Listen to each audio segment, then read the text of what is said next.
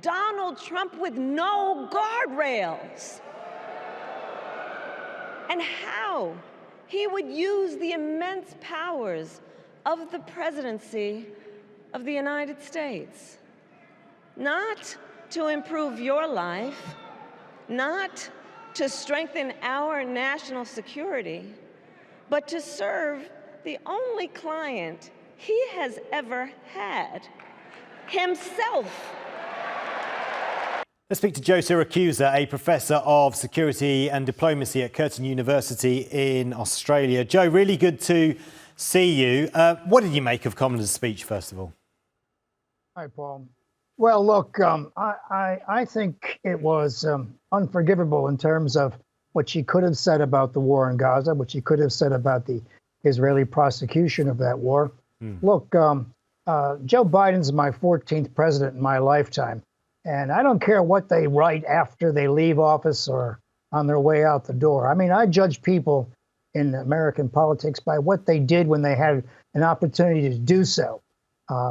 Kamala Harris today has done nothing for accepting responsibility for the war. She's done nothing about her partnership, America's partnership with Bibi Netanyahu and the like. And I just found it very disappointing. And, you know, and on Sunday, the tip-off was, Paul, that in a 92-page document outlining the outline of the Democratic Party, the policies, there wasn't a single mention of the war on Gaza.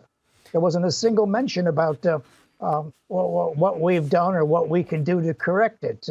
So, you know, and she leaned on the two topics that can always get an applause.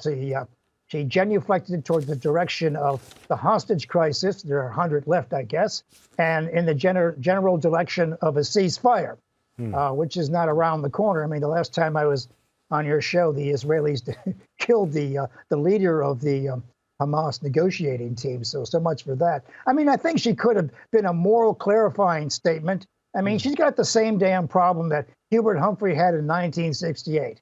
He had to defend the war in Vietnam when, in fact, that was the only reason he was on the stage, is because Lyndon Johnson was so unpopular. Yeah. You know, she had a chance tonight to distance herself from Joe Biden and the neocons and all that crazy stuff going on in the State Department, and she chose not to.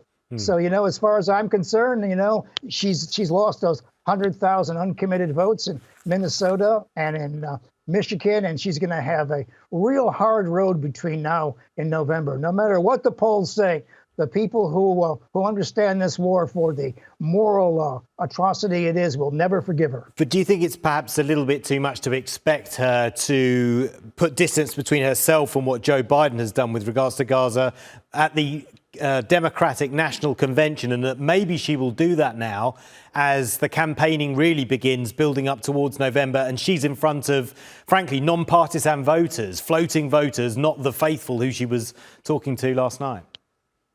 Well, it would be nice to contemplate that thought for a moment, but I don't think so. She's tied to Joe Biden and all of his policies, the failure to stop the war in Ukraine, the failure to stop the war in Gaza. And look, you know, we know there are sentiments in the Democratic Party she could have mentioned.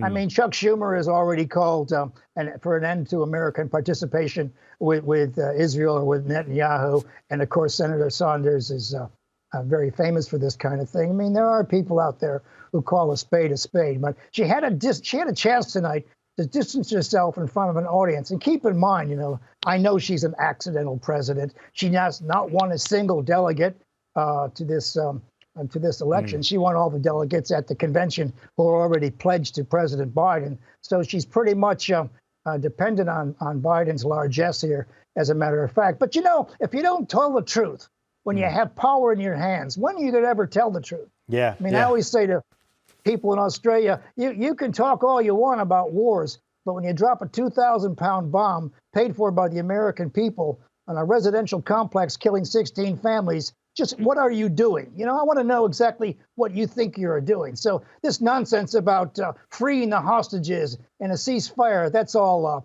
smokescreen, because she doesn't want to talk the real issue.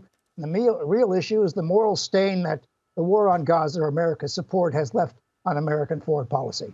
Joe, appreciate your time. Thank you so much. Joe Siracusa, thank Professor you. of Security and Diplomacy at Curtin University in Australia.